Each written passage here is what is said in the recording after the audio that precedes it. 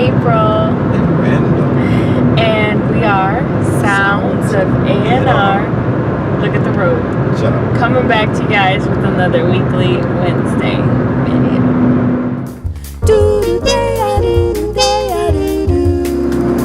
So today we're actually on the way to a rehearsal, and I thought we would take this time to do a video. We've been pretty busy, which is an excellent thing. We've been very busy, and so haven't had as much time to sit down inside and take a video. So we'll do it on the way. Do it en route. Anyway, You don't know what you're saying, do you? I don't know. You know, just talking to the people, random. Just talking to the people. Anywho, Negro, you better be looking at the road. Shut up. Anyway, so we just got done this past weekend doing a gig with Monk at Scullers Jazz, and it went really well. First set was like fire. It was pretty packed, and both sets we actually got standing ovations, so it was really, really good. And I thought to bring up the topic of, you know, how do you deal with after gig, and how do you like wind down from it? I remember when I was younger, I was in the jazz band in high school, and my freshman year, we did like a tour. So we went to like, where did we go? We went to Galveston, Texas. We went to Missouri, and we kind of played around in different areas, and it was really awesome. And I was, you know, that was like the first time performing in front of big audiences, and you know, people just loving you and wanting your autograph and all this kinds of stuff. And after it was over, man, I went into a severe depression. It was crazy, like a severe one, because I felt like that's what I want to be doing, and then now I'm back in school doing what I don't want to do. Like, it was crazy, and I didn't know when the next opportunity like that was gonna come. And I remember my vocal teacher at the time, Carla Burns, she suggested that I have a journal and write down like my thoughts and my experiences and my memories, and I did that, and it definitely helped. And I went through each day and I wrote it out, like detailed about how I felt and everything, and it definitely did help. Because, you know, sometimes as an artist or as a musical performer, it's like your craft, you give it to people, and then sometimes you don't have anything else to show for it, you know. But those memories. But now with, you know, social media and technology and whatever, you can record it. I do like recording shows and looking at it and listening to it afterwards, just to kind of critique and see how it looked visually, and then listen to myself and see what I liked and what worked, what runs worked, or what lines worked, and what really didn't sound very good, and to kind of, you know, assess myself like that. What do you think, Randall? I do the similar thing when I'm You gotta speak up. reflecting. I do something similar when I'm reflecting on the gig, especially when I'm driving home in the car. I'm thinking about specifically what I played, how I played it, and what I tried out. Because as a jazz musician, you have to try to find that balance. You are in a comfort zone to a certain extent, but then you have to, as we say, you have to jump off that cliff and get out of your comfort zone in creating something. And that is where most musicians, they don't like to linger in that for a very long time. In the uncomfortable, in the unknown. Like they're just literally, it's something that, you know, just makes us feel uncomfortable, because we feel like, for me, I feel like I'm not giving the best presentation of myself. But in actuality, sometimes you give a better presentation of yourself. But also, too, you actually kind of get a chance to learn what works and what doesn't work. And so it helps you to grow. And so I think about these things as I am reflecting on the previous gig or the previous performance. And then if I get a chance to go back and listen to it or go back and watch it on video, I really get a chance to critique myself. Listening to my tone, always listen to my tone. I'm listening to what I play as far as my lines, as far as my phrasing, those kind of things. And I'm listening to the overall sound of the ensemble and how, or what I'm doing, how does that fit, or how is that not fitting with the overall sound. So I'm listening to myself, and then if it's my ensemble, if it's our ensemble, then I'm listening to what the other musicians are doing, and I reflect on that.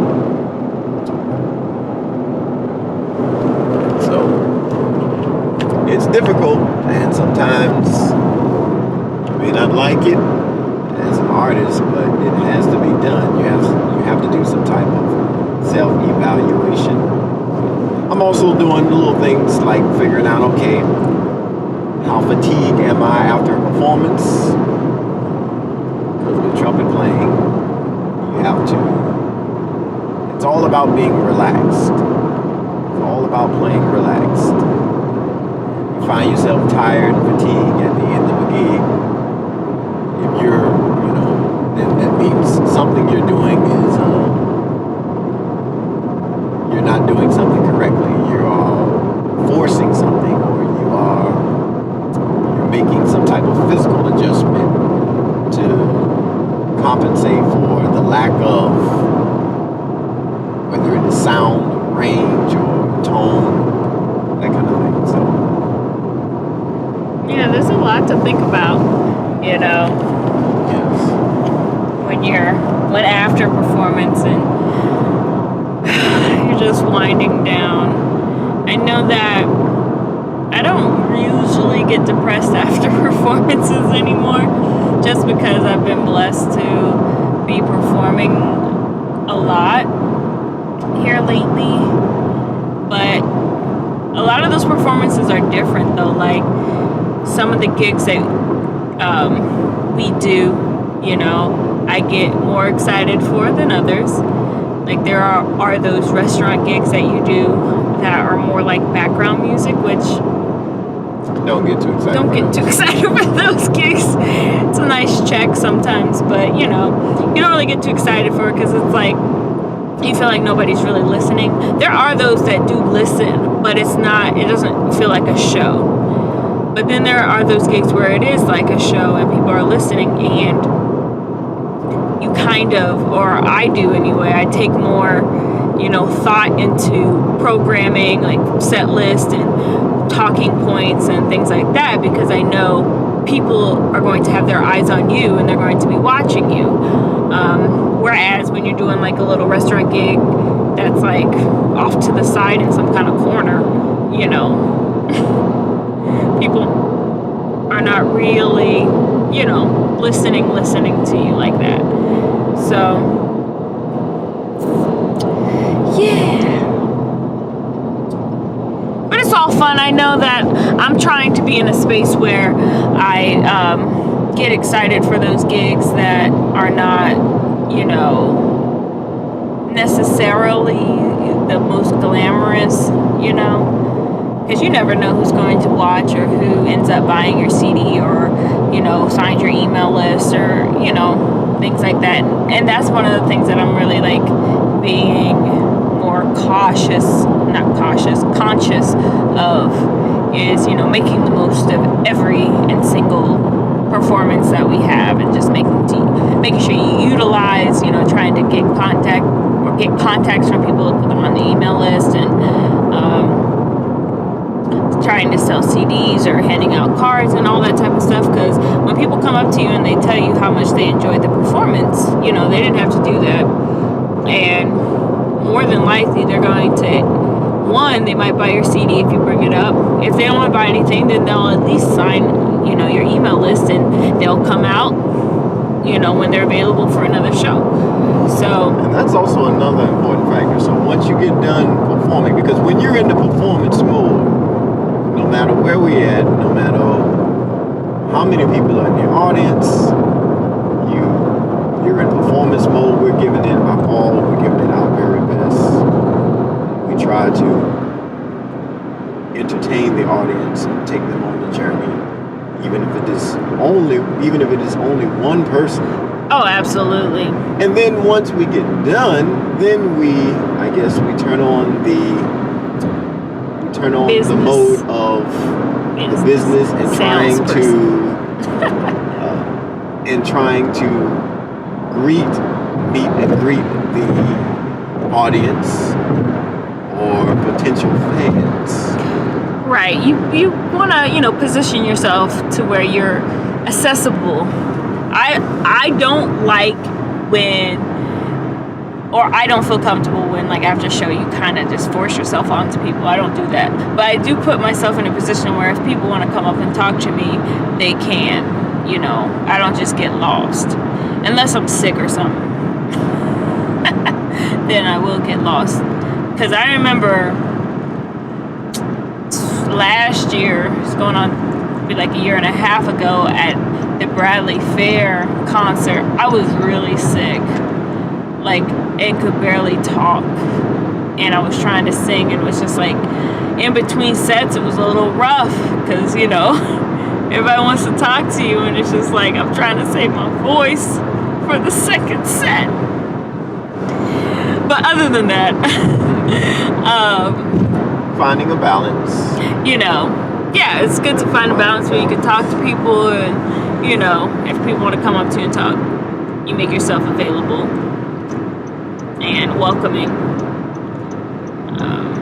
Because that's what it's all about. I mean, it's all about, the connection that you make with other people. Because we've found that we were playing in Tarrytown, New York, there was a young lady who really enjoyed, what Randall and I were doing, and she has come to about 3 gigs now, and they've been in various places. Like, one was in Asbury, and then this past weekend she was there in Boston. It was just like, man, wow, we must have made, an impression on her, and we're just grateful that she enjoys the music and that she's a part of our music family. It's really kind of awesome. Man, when you really make those connections with people. It's really does. Sometimes it goes a long way. It goes a long way when you make those connections with people. So it's amazing. But anyway, so those are a few things that we think about after a gig. Directly after, you kind of turn on the business side, but then you kind of open yourself up to meeting different people, which is cool. And then afterwards, you kind of, I like to take the camera and record, and we kind of just listen through and see, how we did, how we looked, how things were coming across on stage. And then also you can see how the audience reacted too, which is nice. So anyway, that's all for today, because I'm running out of battery. But I hope you enjoyed listening. For those musicians out there, are there any things that you guys like to do when you wind down from gigs? Let us know. And we're signing off. My name is April. And Brandon. And we're Sounds of A&R. And we'll see you guys in the next video. Bye.